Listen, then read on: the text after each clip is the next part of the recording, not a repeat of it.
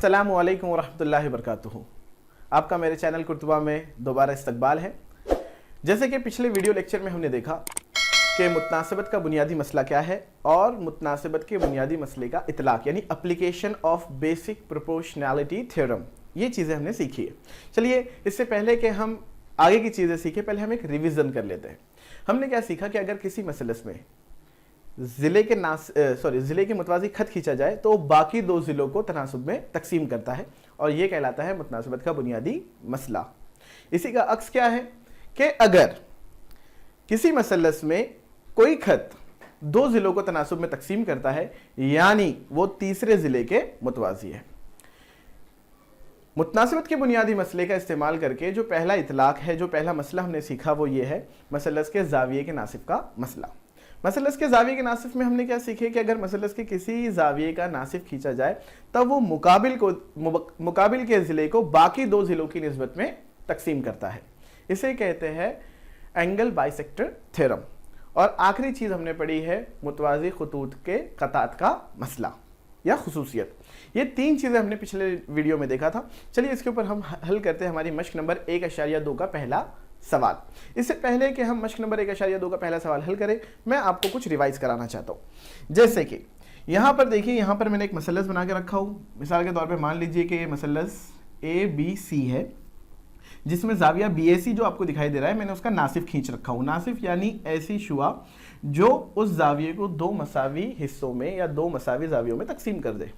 मैं पहले भी आपको ये चीज़ बता चुका हूँ। मिसाल के तौर पे फ़र्ज़ कर लीजिए अगर इस ज़ाविये की पैमाइश 80 दर्जे है तो जो दो नए ज़ाविये वजूद में आएंगे उनकी पैमाइश 40 दर्जे रहेंगी।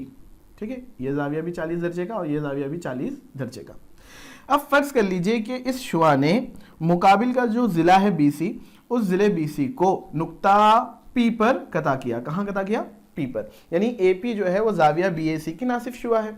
अब अगर ऐसा मामला हो तब क्या होगा कि जो नए कतात बने हैं PC और BP, ये बाकी दो ज़िलों की निस्बत में रहेंगे। मैंने आपको एक तरीका ये बताया था कि आपको इस तरीके से स्टार्ट करना है CAAB, यानी आप अगर फ़र्ज़ कर लीजिए पहले ज़िलों के नाम लिखेंगे तो ये पहले ज़िला है AC और बाद वाला ज़िला कौन सा है? AB।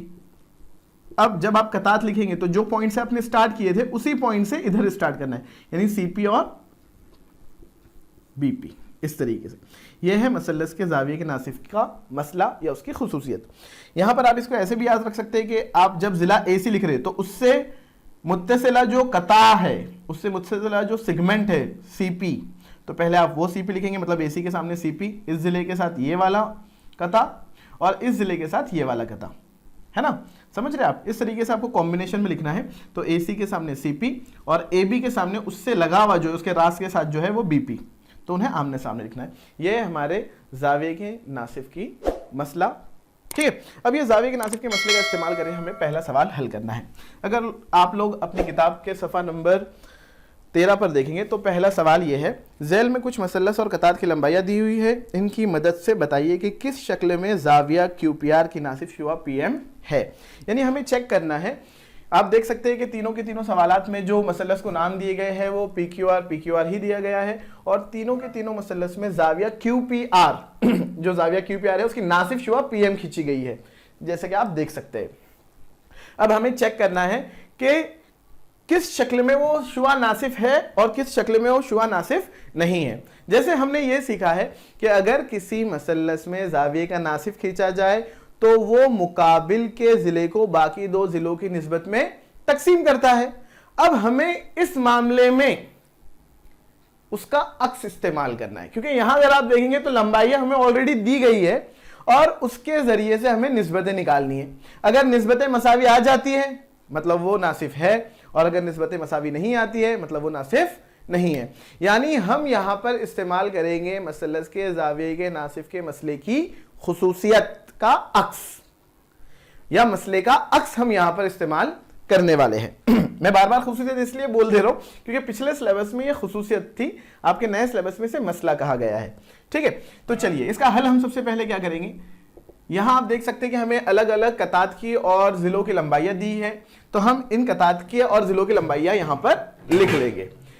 देखिए सबसे पहले हम यहां लिखेंगे, यहां जो दिया हुआ है, आप दिया हुआ है भी लिख सकते हैं। यहां क्या क्या लंबाई है हमको पता है, हमको PQ पता है, देख सकते हैं आप PQ की लंबाई कितनी दी हुई है 7, साथ ही साथ PR जो है उसकी लंबाई हमको दी हुई है 3, साथ ही साथ जो QM है तो QM की लंबाई हमको कितनी दी हुई है 3.5 और MR या RM की लंबाई हमें दी हुई है 1.5। अब हमें यह चेक करना है कि PM जो है वो नासिफ शुआ है या नहीं है। तो हम सबसे पहले क्या करेंगे कि उस शुआ ने जो तकसीम किया है सामने वाले जिले को, तो वो जो जिले के 2 नए कतात वजूद में आए हैं उन कतात की हम निस्बत मालूम करेंगे कि उनकी निस्बत क्या है। तो निस्बत मालूम करने के लिए हम क्या कर सकते हैं, QM बटे MR या MR बटे QM, जो भी आपको बेहतर लगे। तो यहाँ पे मैं सबसे पहले लिखूंगा चूंकि QM बटे MR बराबर, अब देखिए QM बटे MR जब मैं लिखता हूं तो QM की लंबाई है 3.5 बटे MR की लंबाई है 1.5। अशारिया आते से ही बहुत से बच्चों के पसीने छूटते हैं, उनको बड़ा मसला आने लगता है कि भाई अशारिया की तकसीम कैसे होगी। बहुत ही सिंपल होती है अशारिया की तकसीम, इससे बिल्कुल भी डरने की ज़रूरत नहीं है। आप जैसा कि यहाँ देखेंगे कि शुमार हुनिंदा और नसब नुमा दोनों ही जगह पर जो अशारिया है वो एक एक अदद के बाद है। जब मैं ये कहता हूँ कि एक अदद के बाद, तो चलिए पहले इसका मतलब समझ लेते हैं कि एक अदद के बाद अशारिया का क्या मतलब होता है। जब भी हम अशारिया को काउंट करते हैं तो राइट साइड से हम डिजिट काउंट करेंगे, है ना। जैसे कि मिसाल के तौर पर फर्ज कर लीजिए कोई अदद इस तरीके से लिखा है 3.258। अब यहां पर अशारिया है तो हम कहेंगे कि ये अदद जो है वो 3 अशरी मकाम वाला अदद है। 3 अशरी मकाम यानी अशारिया के बाद 3 अदद मौजूद है ना। तो हम ये कहेंगे कि ये जो अशारिया है वो 3 अदद के बाद है, मतलब आपको राइट साइड से काउंट करना है, राइट टू लेफ्ट आना है ना। अशारिया को अंग्रेजी में डेसिमल कहते हैं, है ना, और हम इसे कहेंगे अशरी मकाम जो है ना decimal place. So after 3 decimal place we can say, है ना। तो यहां पे अशारिया के बाद 3 आदाद है तो आपको वो काउंट करना है। तो यहां पर अगर आप देखेंगे कि इधर से भी अशारिया के बाद एक ही आदाद है, मतलब राइट साइड से एक और यहां पर भी एक। जब अशारिया सेम आदाद के बाद हो, ऊपर भी और नीचे भी, तो आप डायरेक्टली अशारिया को काट सकते हो। काट सकते हो मतलब आप ऐसे लिख सकते हैं 35/15। मैंने क्या किया, दोनों के अशारिया हटा दिया, है ना। तो आप इस तरीके से कर सकते हैं। अब ये आदाद बन गए 35 और 15। अब ये बहुत आसान हो गए, हमको देखने से भी लग रहा है कि 5 से तकसीम हो जाएंगे। 5 दिए 15, 5 7 35, तो ये हो गया 7/3। इसे हम मसावत नंबर 1 दे देते हैं कि ये हासिल हो गई हमें मसावत नंबर 1। ये किसकी निस्बत है, QM बटे MR की। मेरे पास चूंकि जगह मैंने एक साथ मुझे बोर्ड पे सॉल्व करना है तीनों एग्जाम्पल, इसलिए मैं इस फॉर्म में लिख रहा हूँ। लेकिन मैं आप लोगों को सजेस्ट करूंगा कि आप इसको वर्टिकल ऑर्डर में लिखें इंस्टेड हॉरिजॉन्टल, क्योंकि वो एक अच्छा मेथड होता है लिखने का, साफ सुथरा होता है और समझने में भी आसान होता है। तो इस चीज़ का आप लोग ध्यान रखें। जब आप लोग नोट करेंगे तो आप उसको डाउनवर्ड डायरेक्शन में नोट कीजिए, राइट साइड में ऐसे हॉरिजॉन्टल मत जाने दीजिए, वर्टिकल जाने दीजिए आपकी राइटिंग को। ये हमें मिल गया QM बटे MR, जिसको मैंने दे दिया मसावत नंबर 1। अब बाकी के जो जिले हैं, बाकी जिले हैं PQ और PR। अब हम इनकी निस्बत मालूम करेंगे। अब इनकी निस्बत मालूम करते वक्त आपको वही ध्यान देना है जो मैंने आपको बताया था। QM बटे MR लिखा है तो आप इस पॉइंट से शुरू किए थे, तो आपको यहां से फिर दोबारा शुरू करना है। अगर कोई बच्चे गलती से PR बटे PQ लिख देंगे तो जवाब 3/7 हो जाएगा। हालांकि वो नासिफ शुआ है, लेकिन आपका जवाब आएगा कि नासिफ शुआ नहीं है। तो आपको इस चीज का ध्यान देना है। QM बटे MR है तो यहां पर आप लिखेंगे QP बटे PR, या अगर आपको PQ भी लिखना है, अगर इस जिले का आपको नाम लिखना है तो पहले इसका लिखेंगे, चाहे आप QP लिखिए या PQ लिखिए, बात एक ही है।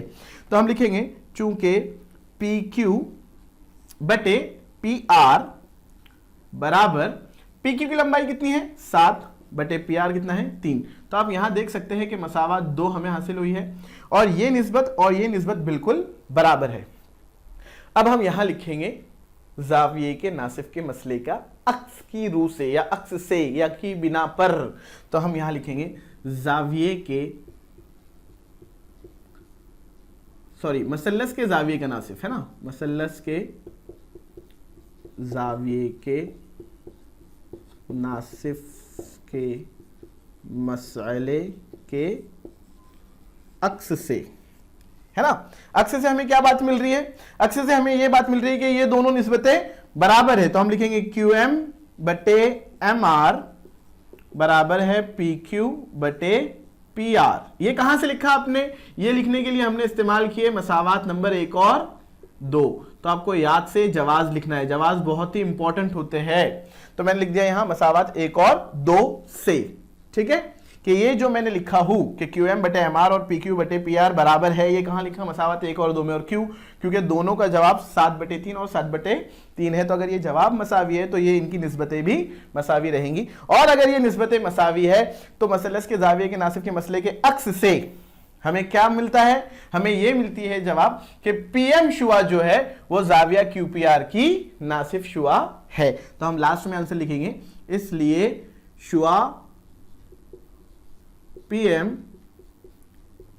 जाविया QPR की नासिफ शुआ है। इस तरीके से पहले में हमें जवाब मिला कि ये जो शुआ है वो नासिफ शुआ है। इस चीज का आपको ध्यान रखना है और इस तरीके से हल करना है। ठीक है, मैं यहाँ पे इसको थोड़ा इसके लिमिट्स और बाउंड्रीज डिफाइन कर देता हूँ कि इसके बाहर मुझे नहीं जाना है और आना है यहाँ पर। इस तरीके से इसका हल मिलेगा हमें।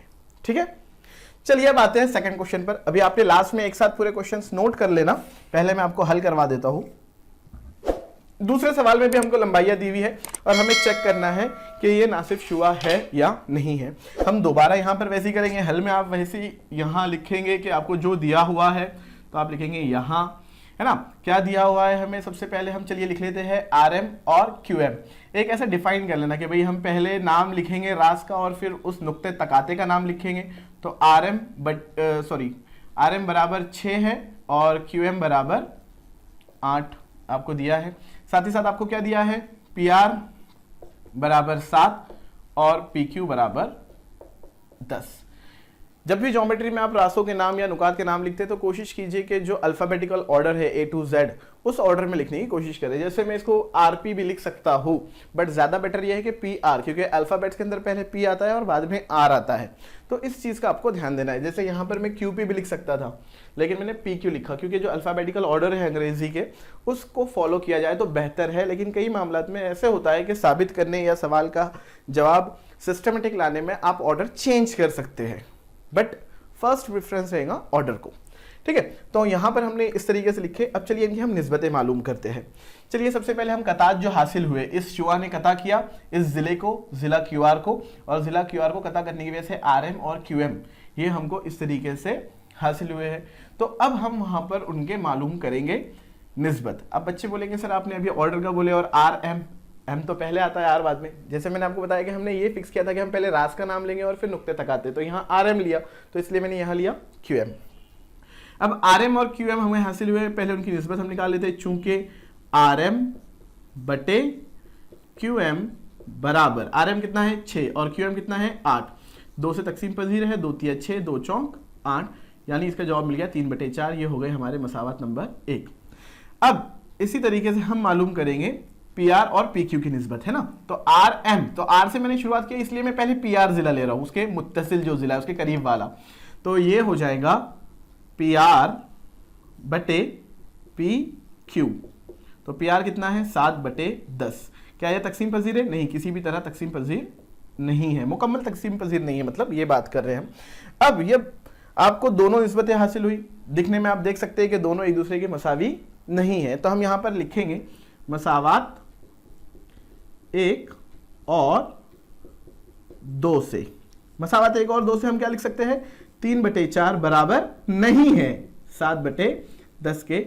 इसलिए शुआ PM जाविया QPR की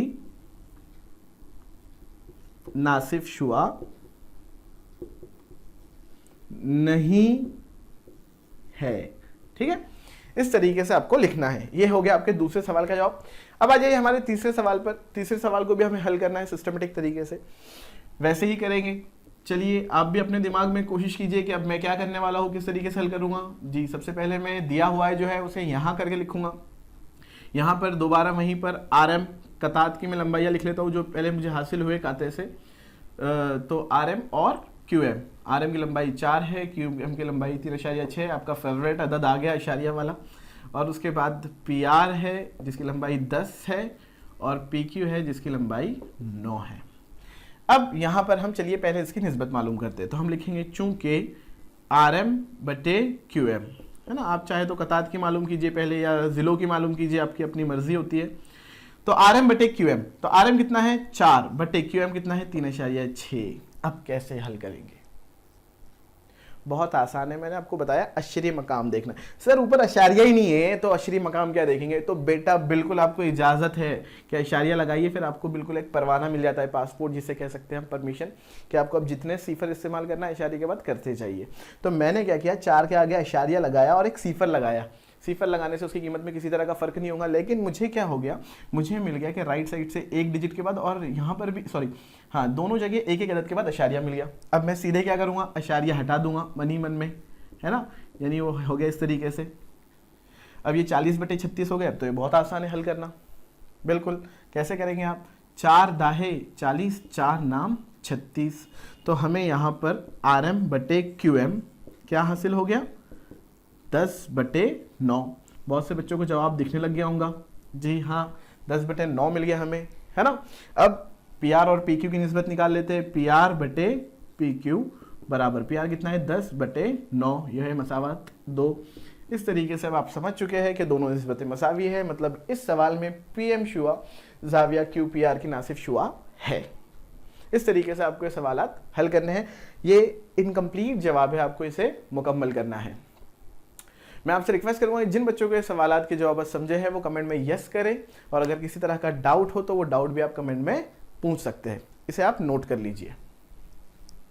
चलिए, जहां तक दूसरे सवाल का मामला है, मशक नंबर 1.2 का मेन जो सेकंड क्वेश्चन है वो है मसलस PQR में PM बराबर 15, PQ बराबर 25, PR बराबर 20, NR बराबर 8, तो खत NN जिला RQ के मुतवाजी है या नहीं, ये आपको लिखना है जी। ये बहुत ही इजी क्वेश्चन है, और ये जो क्वेश्चन है ये है मुतनासिबत के बुनियादी मसले के ऊपर, तो इसलिए मैं आपको ये दे रहा हूँ होमवर्क में। आपको ये चेक करके बताना है, अगर निस्बत मसावी है तो मुतवाजी रहेगा, निस्बत मसावी नहीं है तो मुतवाजी नहीं रहेगा। तो मुतनासिबत के बुनियादी मसले के ऊपर डिपेंड है हमारा दूसरा सवाल, जिसे आपको खुद सॉल्व करना है होमवर्क में, और मुझे कमेंट में बताना है कि वो मुतवाजी है या नहीं है ना, यानी वेदर इट इज पैरेलल और नॉट। चलिए हम सॉल्व करेंगे तीसरा क्वेश्चन। जहां तक आप देख सकते हैं तीसरे सवाल की शक्ल में यहाँ बनाकर रखा हूं आपके लिए। इसमें एक मसलस हमको दिया हुआ है, इस मसलस के अंदर ये जो PNM मसलस है, मसलस PNM में QN पहले से हमको बता दिया गया है कि QN जो है वो इसकी नासिफ शुआ है, यानी जाविया MNP जो आपको दिखाई दे रहा है, इस जाविया MNP की नासिफ शुआ QN है, और इस शुआ के अलावा हमें लंबाई दी है 3 जगह पर, यानी MN बराबर 5, PN बराबर 7 और QM बराबर 2.5, ये लंबाई हमको दी है। अगर आप किताब में देखेंगे तो यहाँ पर किसी तरह का कोई हमें इकाई नहीं दी हुई है, इसलिए मैंने भी यहाँ पर इकाई नहीं लिखा हूँ। अब इसे हमें सॉल्व करना है। इसे सॉल्व करना है मतलब हमें क्या मालूम करना है, हमें PQ इस कत्ते की लंबाई मालूम करना है, इस सेगमेंट की लंबाई हमको मालूम करना है। बहुत ही सिंपल है। यहाँ पर भी हम क्या लिखेंगे, सबसे पहले हल में हम यहाँ लिख लेंगे जो दिया हुआ है। क्या दिया हुआ है, हमें जो जो बातें दी हुई है सब यहाँ पर हम लिख लेंगे। हम यहाँ पर लिखेंगे सबसे पहले, चूंकि शुआ QN, या पहले आप जो लंबाइयाँ है वो लिख लीजिए। लंबाइयाँ क्या क्या दी हुई है आपको, MN, जिला MN की लंबाई आपको दी है 5, जिला PN की लंबाई आपको दी है 7, और जिला QM या कता QM आपको दिया हुआ है 2.5, और हमें मालूम करना है PQ। ठीक है, अब यहाँ पर हम लिखेंगे चूंकि जो शुआ QN है ना, तो यहां पर हम लेफ्ट राइट साइड से लिखते हैं, चूंकि शुआ QN जाविया MNP की नासिफ शुआ है ना। अगर वो नासिफ है इसलिए हम क्या लिख सकते हैं, इसलिए हम ये लिख सकते हैं कि उनके जिलों की निस्बत, यानी MN निस्बत PN बराबर MQ या QM/PQ, QM/PQ। ठीक है, इस तरीके से यहाँ पर इसका जवाब, ये मैंने ऐसे निस्बतें में क्यों लिखा, मैं यहाँ पर इसका जवाब लिखूंगा जाविये के नासिफ का मसला, जाविये के नासिफ का मसला, किसके जाविये के नासिफ का मसला, मसलस के। ठीक है, अब जस्ट हमें क्या करना है, यहाँ पे कीमतें डालनी है। MN की लंबाई कितनी है 5, बटे PN की लंबाई कितनी है 7, बराबर QM 2.5 और PQ हमें मालूम नहीं है। अब इसे सॉल्व कैसे करेंगे, आप सिंपली इसे ऐसे सॉल्व कर सकते हैं आपको जो अमल तब्दील का तरीका 9th क्लास में था निस्बत और तनासुब सबक के अंदर, आप उसका इस्तेमाल कीजिए, या फिर तिरछी ज़ब्त, जो आपको बेटर लगे। तिरछी ज़ब्त करके भी आप मालूम कर सकते हैं। चलिए तिरछी ज़ब्त का तरीका इस्तेमाल करेंगे, वो ज़्यादा ईजी लगता है बच्चों को। 5 ज़ब्त PQ, जब बराबर की अलामत हो तो डायरेक्टली तिरछी ज़ब्त करके आपको इक्वल टू के दोनों साइड में लिखना होता है। तो कैसे होगा, 5 ज़ब्त PQ बराबर 7 ज़ब्त 2.5। अब हमें पता है कि PQ और 5 ज़र्ब में है तो ज़र्ब के 5 इधर चले जाएंगे तकसीम में। आप देख सकते हैं कि मैंने उसे कैंसिल नहीं किया क्योंकि मैं कैलकुलेशन को इजी बना देता हूँ। क्यों, अब देखिए 2.5, अब हमें ओरली पता है कि 2.5 का डबल 5 होता है ना, 2.5 दूनी 5 है, 2.5 का भी पहाड़ा पढ़ सकते हैं आप। पहाड़ा किसी का भी पढ़ सकते हैं, जरूरी नहीं कि आधा 2 3 4 5 इनके ही पहाड़े हो। 2.5 का भी पहाड़ा होता है, 2.5 का 2.5, 2.5 दूनी 5, 2.5 3 7.5, इस तरीके से आप बना सकते हो। तो आप दिमाग का जितना ज्यादा इस्तेमाल करेंगे कैलकुलेशन में, आपका माइंड उतना एक्टिव होगा और आधार देखकर ही जवाब पहचानने की आप में सलाहियत पैदा होगी। तो यहाँ पर अगर मैं चाहूँ एक सिस्टमेटिक, अगर बच्चे बोलेंगे सर हमको 2.5 का पहाड़ा नहीं समझता है ना, 2.5 का पहाड़ा कैसे होता है, तो आप क्या कर सकते हैं, सिंपली वही मेरा तरीका। यहाँ पे एक अदद के बाद अशारिया, यहाँ पे अशारिया नहीं है, अशारिया लगाइए, सिफर लगाइए, पासपोर्ट मिल गया आपको सिफर लगाने का। अब यहाँ पर आप दोनों अशारिया हटा देंगे और ये 25 का 25, 25 दूनी 50, तब भी जवाब 2 ही आया। या डायरेक्टली जो मैं बोल रहा था आपको कि 7 ज़र्ब 2.5/5, तो आप 2.5 का पहाड़ा, 2.5 का 2.5, 2.5 दूनी 5, ऐसे भी हल कर सकते हैं, है ना। 2.5 का पहाड़ा है ये। तो आपको जो बेटर लगे, जो तरीका आपको सही लग रहा है, चाहे या ये लिखिए या ये लिखिए, दोनों एक ही बात है। जवाब आ रहा है 7, यहाँ पे 1 बच रहा है तो 7 का 7/2। तो या तो आप PQ का जवाब पीछे 7/2 पाएंगे, या अगर इशारिया में हो तो 2 का 2, 2 तिया 6, बचा 1, कट नहीं सकता इसलिए इशारिया लगाया, वो 1 10 बन गया, 2 पंजे 10, यानी इसका जवाब आया 3.5। और वैसे भी हमको मालूम है 7 के आधे 3.5 होते हैं। हमें लंबाई पता नहीं है, कोई सॉरी इकाई नहीं दी हुई है, इसलिए हम यहाँ पर इकाई लिख देंगे और ये हमारा आ गया फाइनल जवाब। इसलिए PQ कता की लंबाई 3.5 इकाई है। ठीक है, तो इसे आप नोट कर लीजिए। चलिए अब देखते हैं सवाल नंबर 4 और 5। देखिए सवाल नंबर 4 जो है वो आपकी किताब में इस तरीके से दिया हुआ है कि शक्ल में कुछ जावियों की पैमाइश दी हुई है। इस पर दिखाइए कि AB/PB बराबर है AQ/QC, यानी AP/PB। AP और PB और AQ और QC इनकी निस्बतों को आपस में बराबर साबित करना है। बहुत आसान सवाल है, आपको देखकर ही जवाब समझ रहा हूँ। जैसे कि शक्ल में कुछ जावियों की पैमाइश दी है। क्या दी है हमें कि जो जाविया APQ है वो 60 दर्जे का है और जो जाविया ABC है वो भी 60 दर्जे का है। अब हमें पता है कि जब इस तरह के जाविये, अगर आप इन जावियों को देखेंगे तो ये नजीरी जाविये है ना। और नजीरी जावियों को अंग्रेजी में क्या कहते हैं, करस्पॉन्डिंग एंगल्स। तो ये करस्पॉन्डिंग एंगल एक्चुअल में इक्वल है। अब अगर करस्पॉन्डिंग एंगल इक्वल हो तो वो लाइंस क्या होती है, पैरेलल। ये एक्चुअल में क्या है, मुतवाज़ी खुतूत के लिए नजीरी जावियों की आजमाइश है ना, test of corresponding angles for parallel lines, जिसे अंग्रेजी में हम कहेंगे, वहां उसका इस्तेमाल हमें यहाँ करना है। तो देखिए हम इसके हल में सबसे पहले क्या लिखेंगे, दिया हुआ है ना, क्या दिया हुआ है आपको ये दिया हुआ है कि जाविया APQ बराबर जाविया पहले काम करते हैं हम 60 दर्जे लिख देते हैं और इसकी भी अलग से लंबाई लिखते हैं कि जाविया ABC बराबर 60 दर्जे। दोनों जाविये APQ और ABC 60 दर्जे हो गए। अब हम लिखेंगे, चूंकि यहाँ पर दो खत जो है PQ और BC, दरअसल में PQ और BC को भी फिलहाल हम खत मानेंगे, हालांकि BC तो एक जिला है हमारे मसलस ABC का। तो हम लिखेंगे चूंकि खत PQ और खत BC का काते, कौन है उनका काते, उनका काते AB है। साथ ही सिर्फ काटे नहीं है, वो ऐसे काट रहा है, साथ ही क्या लिख सकते हैं हम कि जाविया APQ बराबर है जाविया ABC के और वो दोनों ही बराबर है 60 दर्जे के। देखिए अभी इस और इस खत का काते AB है और ये बनने वाले नजीरी जाविये कैसे हैं, मसावी है, दोनों के दोनों। इस बिना पर हम क्या लिख सकते हैं, इसलिए हम यहां लिखेंगे, इसलिए मुतवाजी खुतूत के लिए नजीरी जावियों की आजमाइश, नजीरी जावियों की आजमाइश, और इस बिना पर हमें क्या दिख रहा है, आजमाइश से PQ और BC आपस में क्या हो जाएंगे, मुतवाजी, इसलिए PQ मुतवाजी है BC के। ठीक है, इसे हम दे देते हैं मसावत नंबर 1, जिसका मैं इस्तेमाल आगे करूंगा। ये अभी हमने ये साबित किया कि PQ और BC मुतवाजी है। अब हम सीधे चले जाएंगे मसलस ABC में। हम यहाँ लिखेंगे मसलस ABC में, मसलस ABC में हमारे पास क्या मालूमात है, हमारे पास मसलस ABC में ये बात है कि जो खत PQ है वो जिला BC के मुतवाजी है। कहाँ लिखी हुई ये बात, ये लिखी हुई मसावत नंबर 1 में। हम लिखेंगे चूंकि खत PQ मुतवाजी है जिला BC के। देखिए पहले मैंने इनको खत और जिला इस तरीके से नहीं लिखा था, क्योंकि जब हम साबित कर रहे थे तो हमने उन्हें खुतूत माने थे, है ना। लेकिन अब चूंकि हम मसलस में दाखिल हो गए हुए हैं, तो मसलस में ABC, इस मसलस में BC का दर्जा जिले का दर्जा है, इसलिए उसको जिला BC लिखा गया। और ये लिखने के बाद हमारे पास ऑप्शन आ जाता है मुतनासिबत के बुनियादी मसले का।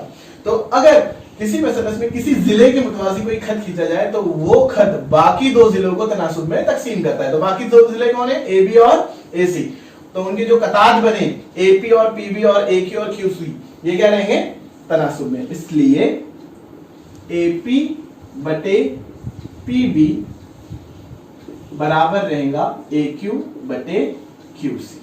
ठीक है, और इसका जवाब आप लिखेंगे मुतनासिबत का बुनियादी मसला। मैं शॉर्ट फॉर्म में लिख रहा हूं, आपको शॉर्ट फॉर्म में लिखने की बिल्कुल भी इजाजत नहीं है, आपको फुल फॉर्म में ही लिखना है मुतनासिबत का बुनियादी मसला।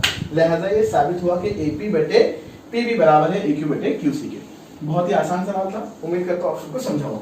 चलिए आइए पांचवें सवाल की तरफ। पांचवा सवाल क्या दिया हुआ है, जूजम का ABCD, यानी हमको पहले ही बोल दिया गया है कि ABCD एक जूजम का है। मैथ्स का सबसे अच्छा तरीका यह है कि जैसे ही आपके कानों पर कोई लफ्ज टकराता है मैथमेटिकल टर्मिनोलॉजी, तो वैसे ही आपके दिमाग ने उसके बारे में इंफॉर्मेशन जनरेट करना शुरू कर देना चाहिए। समझ रहे आप, जिस तरीके से आप YouTube के ऊपर जब कोई पर्टिकुलर सॉन्ग या फिर कोई वीडियो सर्च करते हैं तो उससे रिलेटेड चीजें आने शुरू हो जाती है, वैसे ही आपके दिमाग में आना चाहिए। जैसे यहाँ पे जूजम का, तो जूजम का क्या होता है, जूजम का एक ऐसा ज़ोरबतल जिला होता है जिसके एक जिले की जोड़ी मुतवाजी होती है और एक गैर मुतवाजी होती है। यहाँ पर आप देख सकते हैं कि जूजम का है तो एक जोड़ी, मतलब AB और CD आपस में क्या है, मुतवाजी। ये बात हमको बोली नहीं जाएगी, ये हमको जूजम का बोल दिया गया, उससे हमें एक चीज समझ में आ जानी चाहिए। तो एक जूजम का है जिसमें जिला AB मुतवाजी है PQ के और वो मुतवाजी DC के। चलिए यहाँ तो हमको सब चीजें दे भी गई है। उसके अलावा क्या बोला गया है कि AP बराबर है 15, तो AP की लंबाई 15 है, हम यहाँ लिख लेते हैं। उसके अलावा PD की लंबाई कितनी दी गई है, 12। QC की लंबाई हमें दी गई है 14, तो हमें BQ मालूम करना है, इस जिले की लंबाई मालूम करना है।